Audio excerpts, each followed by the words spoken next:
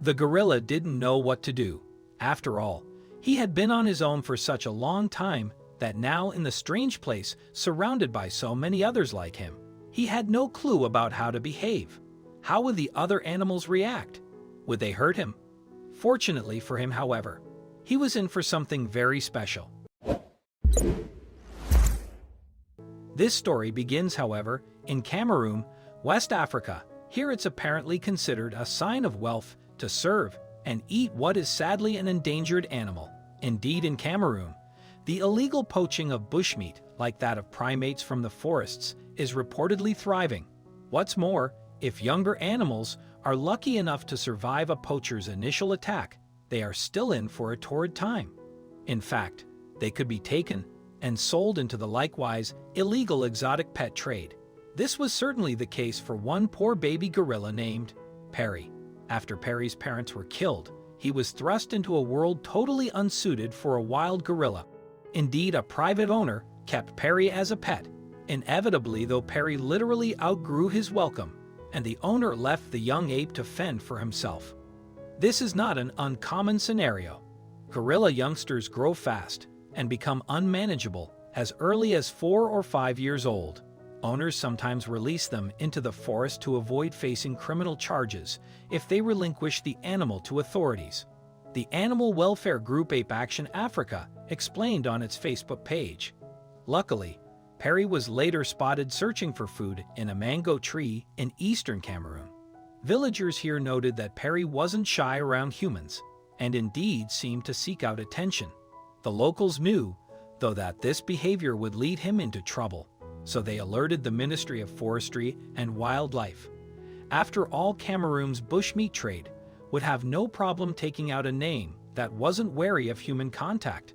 Fortunately for Perry, then the wildlife authorities knew somewhere that he could be safe. In early June 2016, the Mefu Primate Sanctuary offered Perry the best chance to live a safe and more natural life among his own kind. The sanctuary is a refuge for apes who have experienced this kind of life, and it is run by Ape Action Africa.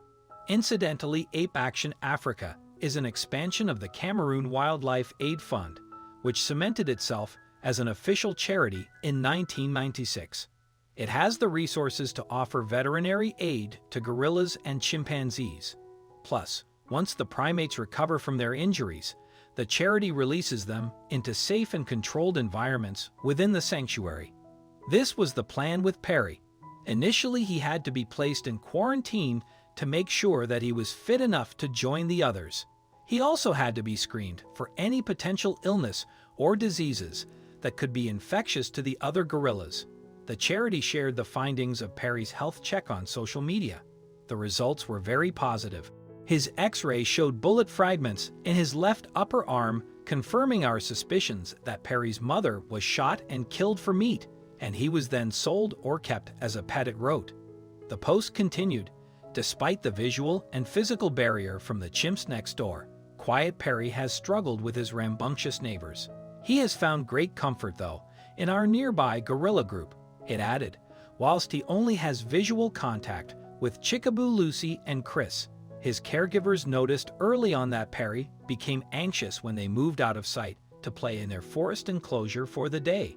Indeed, Perry took a keen interest in the gorilla family's interactions, and he even tried to join in. Heartwarmingly, Perry took a particular liking to little Chris, another gorilla youngster who had built up a good relationship with the family group. In fact, Perry would try to interact with Chris even while he was in quarantine. It's fantastic to see how much interest they have taken in each other already. And even from Ape Pairing has offered play gestures to little Chris. The sanctuary wrote on Facebook, "Gorilla introductions can sometimes be long and challenging, but we hope that this one will be a great success." The way that gorillas communicate is interesting. An extended family of gorillas living together is called a troop, and they usually have one dominant male who calls the shots. In the dense jungle, then, the troops have a number of ways to converse. Indeed, humans have identified roughly 25 different types of gorilla vocalization, each with a different meaning. Additionally, gorillas have a wide range of gestures and facial expressions. Perry, however, didn't have the usual social education of a wild gorilla, so the sanctuary staff were nervous to see how he fared alongside others. Nevertheless, when Perry was introduced to Chris, the two went bananas. Indeed, Perry hit it off with Chris like they were old friends, and the young pair instantly started playing and wrestling. And fortunately for Perry, the fun is far from over. In fact, he's next scheduled to meet with the females of the troupe. So, while he lived the first part of his life alone, Perry's family is set to grow from here on out. Ape Action Africa promised, "We can never replace the family that Perry has lost, but have made a lifelong commitment to providing him with friendship and happiness amongst our other gorilla orphans." If you liked the video, please give it a thumbs up and consider sharing it with your friends and family. Thanks again, and we'll see you in the next one.